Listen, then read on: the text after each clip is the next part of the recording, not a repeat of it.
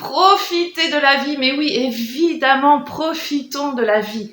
Mais dans quel état et à quel prix? C'est ma question aujourd'hui. C'est celle que je te pose. Alors, participe dans les commentaires et dis-moi ce que tu penses de cette vidéo à la fin. Je te parle d'une personne qui m'a contactée, une femme, il y a quelques temps, qui a atteint le poids de 120 kg, mesure 1m65 et qui m'a dit « ça y est, je n'ai plus de cartilage au genou.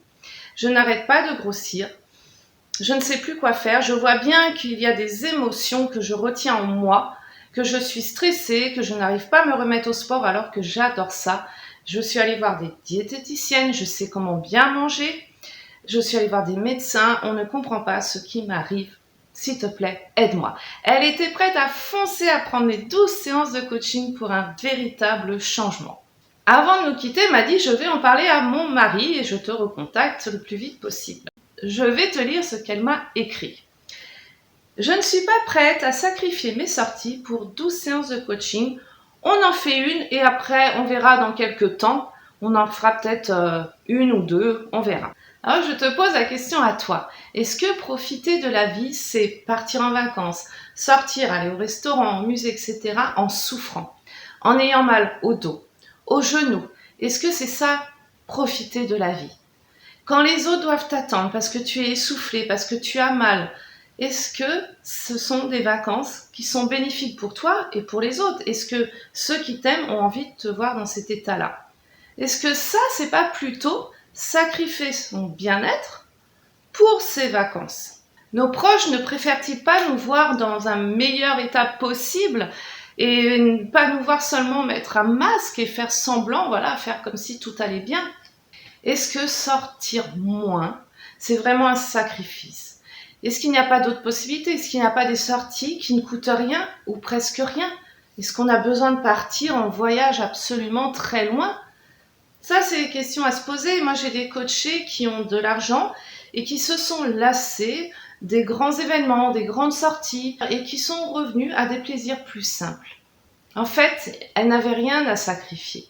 Elle a juste eu peur. Elle a eu peur de quoi? Je te l'explique. Tu vois, au moment où on est prête ou prêt à régler un problème, à améliorer sa situation, eh bien, il y a une résistance qui vient s'opposer à cette décision. Il y a une peur, la peur de changer. On a envie de rester sur le même mode de fonctionnement parce que c'est celui qu'on connaît. Et ça, c'est dû à quoi? C'est dû à des automatismes. Ce sont des croyances qui sont enregistrées, c'est l'inconscient qui vient dire « Oula, mais nous, on n'a pas l'habitude de fonctionner autrement.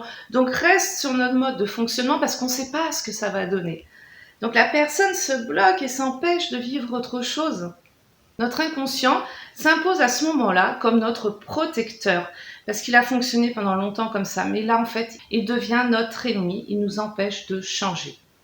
Et c'est comme ça que beaucoup de personnes passent d'un régime à un autre, qu'elles font le yo-yo. En fait, elles ont un fonctionnement à changer.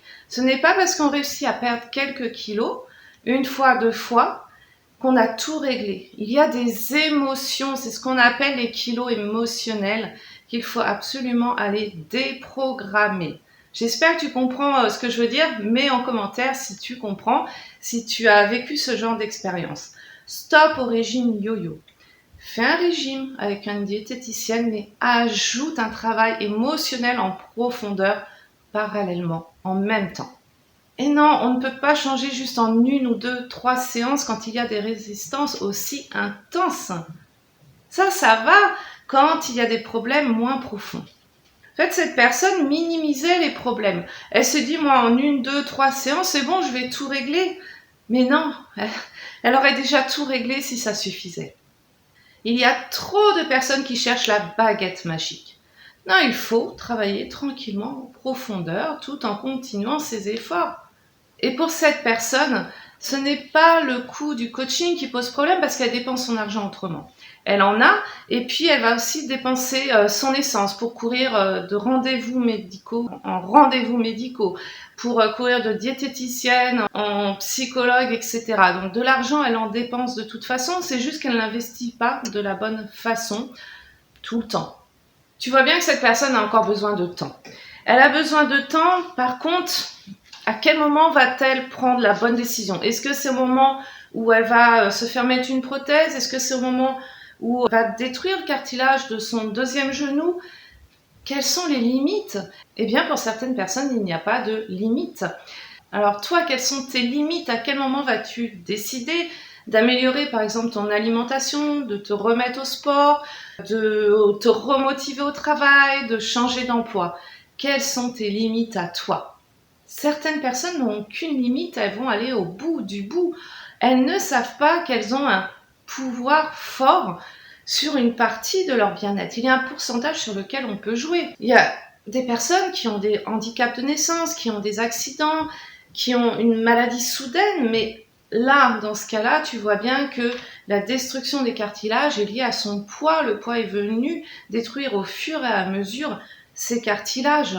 Nous avons le choix de mettre de bonnes habitudes en place et des habitudes tout à fait sympas.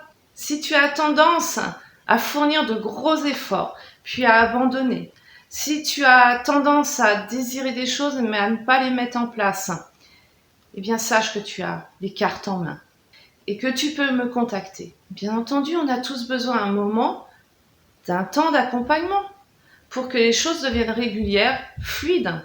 Est-ce que toi aussi tu joues au système yo-yo dans un de tes domaines de vie? Peut-être qu'en écoutant cet exemple, tu vas réaliser quelque chose et je te le souhaite. Mets de belles habitudes en place et contacte-moi si vraiment tu n'y arrives pas. N'attends pas parce que ton corps pendant ce temps-là, lui, résiste. D'accord? Il va aller puiser dans tes nutriments.